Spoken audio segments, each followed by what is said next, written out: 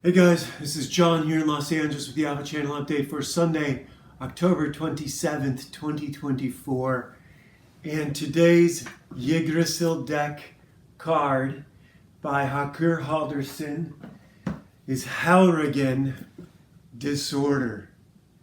This would be a great character for any comic book. Disorder, Halrigan. This character seems to be more like the Loki in the current television show, more so than the the character they've created, Halrigan Disorder. And considering what we're going to talk about today, after we get through Conan 259, I think that might be a very relevant card. Here we have Conan the Barbarian, 259, where Conan is chasing the books of Shumagorth. Shumagorth has been imprisoned in the mountain of Crom, where the peak is always covered by storm and rain and wind and lightning and no one can reach it.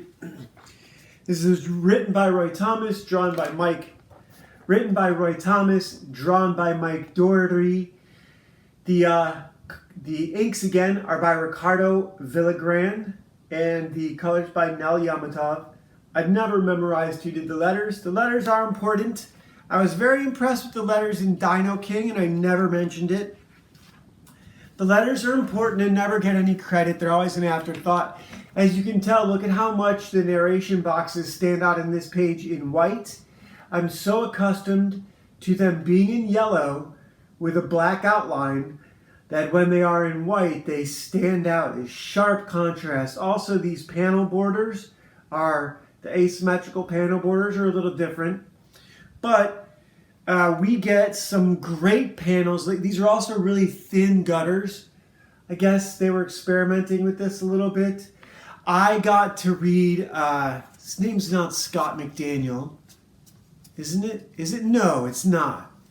The guy who did How to Read Comics, which is a great book. Some of these panels, I was going to say, some of these panels are done really well. The gutters are still a little thin. Later on, I think they get a little wider. I'm a very, the John Buscema stuff is sort of hardwired into my mind as the prejudice for how comic books should look.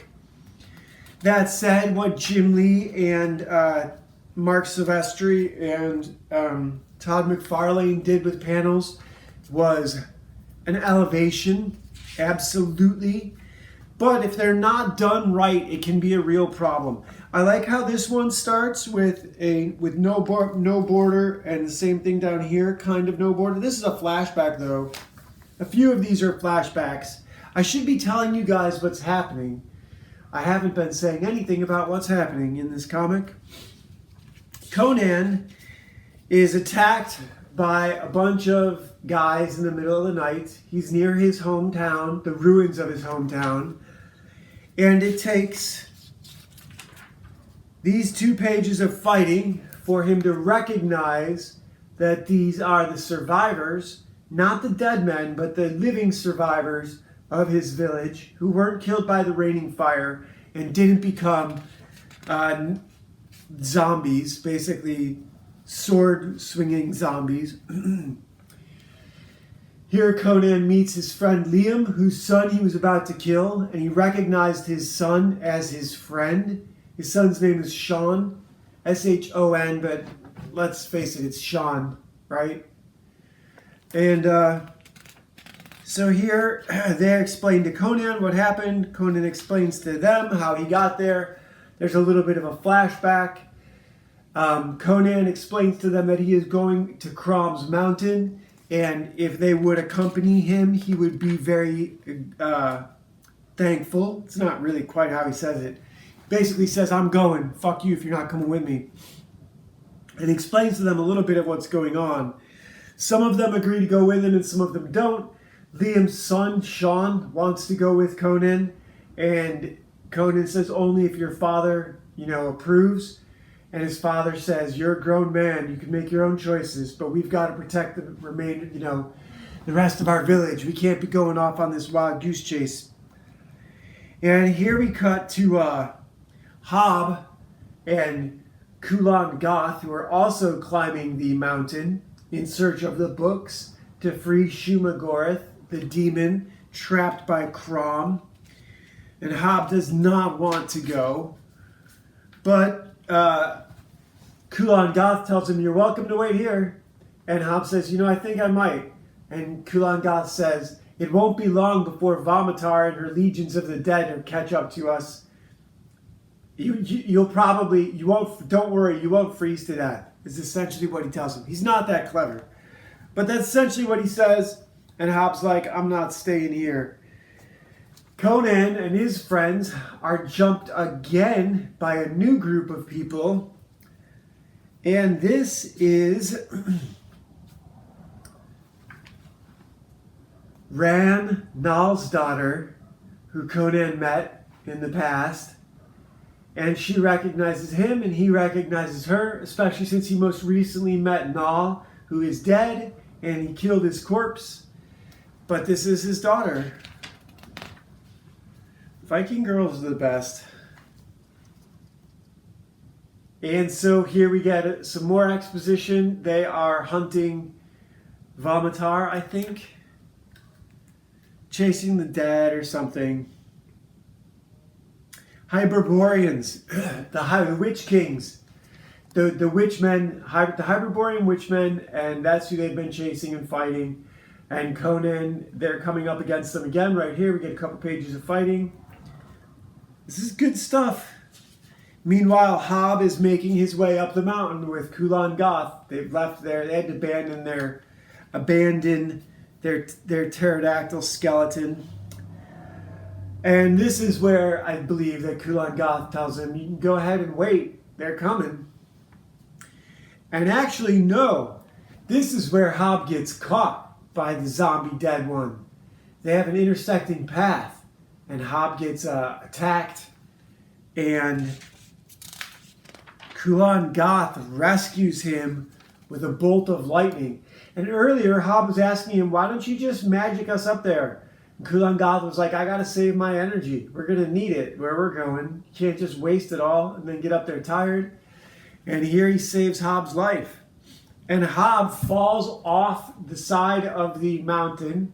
And Kulan Gath doesn't care, because as far as he's concerned, Hob has served his purpose. Hob got caught by that zombie, not Kulan Gath. And so that was, that's enough of a buffer to have justified bringing him along, is his reasoning.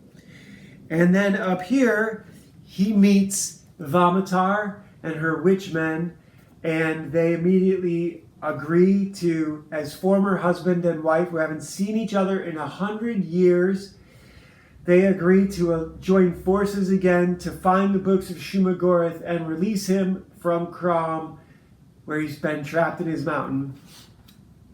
And can you guess what happens next? Hob slides from where he fell off that cliff, slides into a crevice, and finds the books of Shumagoreth. This is great writing. This is great writing. All the moving pieces are justified.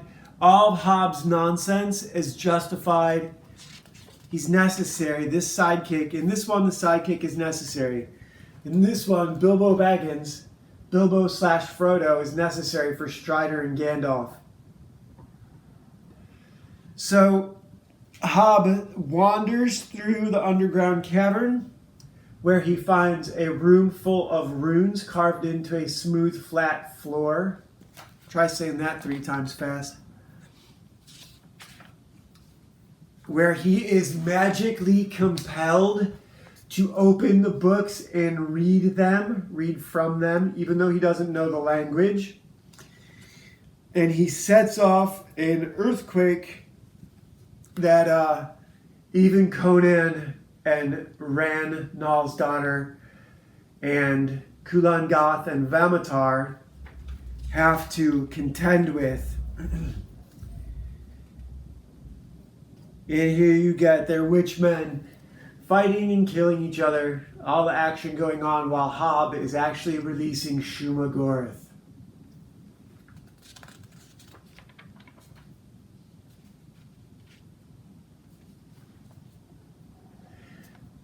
No swords have been thrown. Conan spent no time in jail and seduced no one, and this is still a great issue. It's the way what Roy Thomas has done, where he's walking back through Conan's past and meeting everyone that he hasn't seen in a decade, is really quite brilliant. That he's gotten 6 or 8 issues. This is 259, so it's over 10 issues. Started at 247, I would say. This is a luxury. This is a year's worth of comics of Conan going back and meeting all the characters from his past. And it's worth every page. It's worth every page. Shumagorath is clearly a Lovecraftian horror, along with Cthulhu and Yog-Sothoth. And, the panel borders are great. I love the asymmetrical. I don't love the asymmetrical panels. The gutters are too thin, but I wanted to point out these other ones. When he does the, when he does it right, there's a few of these that are so, I'm looking for any that aren't slanted. There's so many pages, like this page right here, okay? When he does the standard set of borders and gutters, it works really, really well. Even the slanted pages, you always know what to read next. There was one page, though, that was just so perfect. And I don't think this was it, but this is essentially it. You do a long panel down the left side, and then shorter ones, 2 shorter ones. It's really one long panel down the left half of the page, 2 shorter ones, and then you split the bottom up. This is it a little bit. This is really an exaggerated version. I'm going to go through and find this really quick. This will be worth it. I promise. I'll do this fast. Kind of it, not it. This is it. Okay, so here's a version where you have a big panel, 2 shorter ones, 3 across, and then 1 on the bottom. That's great. That's a great layout. It's really easy to read. Here's the other one I was mentioning a couple times. Here you have 1 long panel on the left, and the rest of the page is broken up. 1 long panel, 2 and 2. These are both great sort of standard bento box layouts. It's the long panel on the left that I noticed in this issue really can set up an easy to read page that might be otherwise rather difficult. And here's a good example of it. This one right here. Long panel, 2, and then 3 on the bottom. Perfect 6-panel page, right? 7. No, not even. 6, 4, and then 2. But here's the ending page.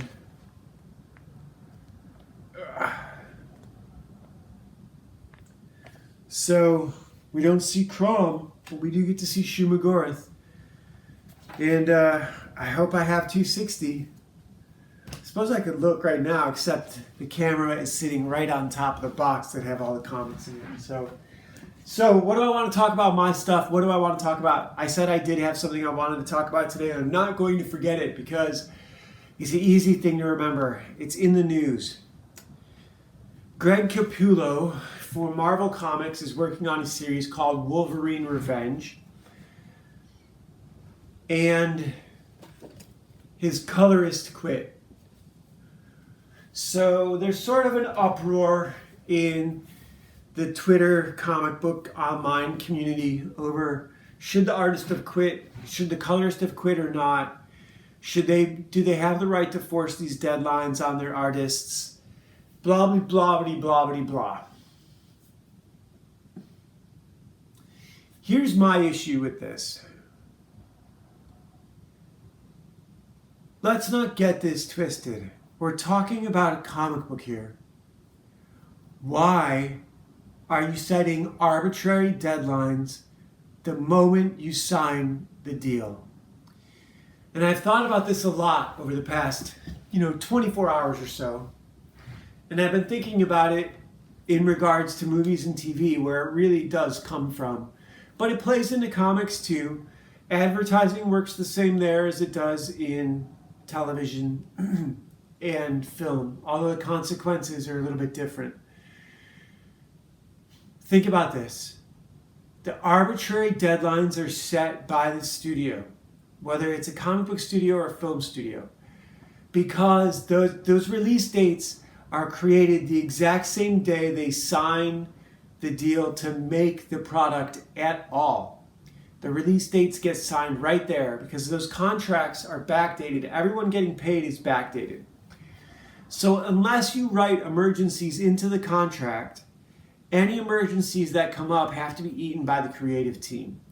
This is sort of like if you get a contractor to agree to build a house, and then you have massive penalties if the house isn't finished on time. Well, there's a million things that can come up. Your business partner can slip on a banana peel, as Alan Watts famously says. So how do you write a contract for that? The idea that these guys refuse to work basic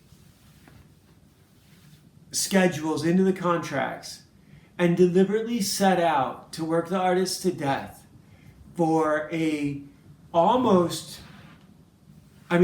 obviously Wolverine is not public domain yet, but that IP has been around a long, long, long time. And the idea that Greg Capullo and whoever his colorist is has to sweat themselves to death to meet some arbitrary marketing deadline for that comic book is nonsense. It's kind of like Jim Lee with his famously saying Batman has to come out every 30 days on time no matter what. Well, you don't get great work for a paycheck. Maybe Greg Capullo is turning in great work for a paycheck, but he's not doing it for a paycheck. He's killing himself for the marketing team. And he's not even, his killing himself is part of the marketing of this book. Getting this done on time and this being the absolute best thing he could get from himself on time. Well, let's talk about that. How much work did the writing team put into this? Is this being written with the Marvel method, where you just make it up as you go, Greg? And the writer then comes in and fills in the dialogue balloons, not knowing, not seeing what you've drawn? For some reason, I don't think so. For some reason, with this level of chaos and drama and excitement, hype, I think is the right word. Hype is what you could call a Wolverine comic book some 40 or 50 years into the character's creation. 60 years in? Is Wolverine 60 years old? Probably 65, right? The idea that a colorist has to quit over arbitrary deadlines for a comic book like that, no one's delivering their best work under these conditions. No one's delivering their best work under these conditions. I'll say that a third time. No one is delivering their best work under these conditions. Do we really think so? Is this really something we have to see?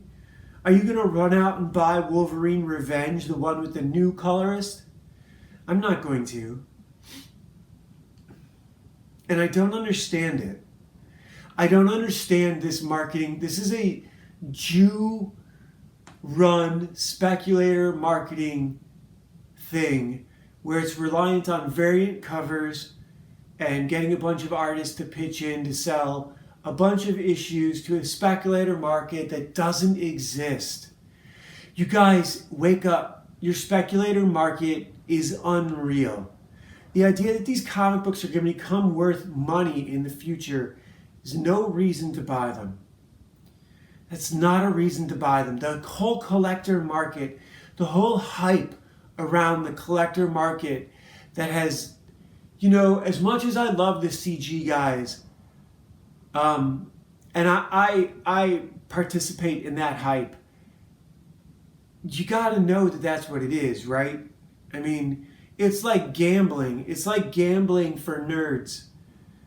Betting on your favorite superhero to make you $15,000 and pay the rent for, a year. Is that ever going to happen for anyone again? I wouldn't. If it hadn't happened to me, I wouldn't believe it. And the $15,000 that I conceivably made grifting off that comic doesn't compare to the easy $100,000 that I spent in my lifetime on comic books. So, hyped up art, is that where it's at? I don't think so. I think where it's at is something, how do you create, how do you do Bill and Ted, the song that saved the world? How do you do that in a comic book form? I don't know. We're going to answer it. We're going to try and answer this tomorrow. So, yeah. In the meantime, Legacy of a Mad Scientist, Legend of Ashley Fox, out here for you guys, for you to listen to and check out. I am committed to my work. I am going to make this my day job one way or another. I have a great day job right now, so I really can't complain. I spend all day writing and coloring. You guys can check out the audiobooks. But disharmony,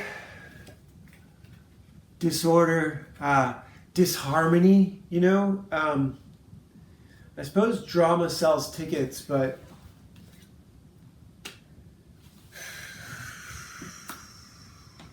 this deadline nonsense, I don't like it.